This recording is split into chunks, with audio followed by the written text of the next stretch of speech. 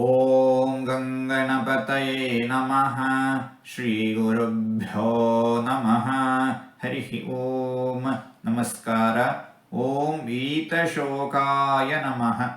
ಭಗವಂತನಿಗೆ ದುಃಖ, ಶೋಕ ಇತ್ಯಾದಿ ಯಾವುದೇ ನ್ಯೂನತೆಗಳು, ವಿಕಾರಗಳೂ ಇಲ್ಲ. ಭಗವಂತ ಶೋಕರಹಿತನಾಗಿದ್ದಾನೆ.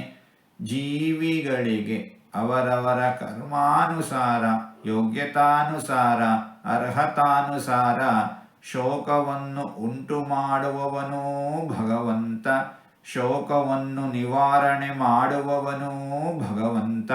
ಇಂತಹ ಭಗವಂತನನ್ನು ವೀತಶೋಕಾಯ ನಮಃ ಎಂಬುದಾಗಿ ವಿದ್ವಾಂಸರು ವರ್ಣಿಸುತ್ತಾ ಇದ್ದಾರೆ. ಹೀಗೆ 4 ತೊದಲು ಮಾತುಗಳನ್ನು ಆಡಿದ್ದೇನೆ. ಇದರಲ್ಲಿ ಏನಾದರೂ ತಪ್ಪುಗಳು ಇದ್ದರೆ ಆ ತಪ್ಪುಗಳನ್ನು ಬಿಟ್ಟು ಒಳ್ಳೆಯದು ಅಂತ ಏನಾದರೂ ಇದ್ದರೆ ಆ ಒಳ್ಳೆಯದನ್ನು ಮಾತ್ರ ಸ್ವೀಕರಿಸಬೇಕು ಅಂತ ಹೇಳಿ ಪ್ರಾರ್ಥನೆ.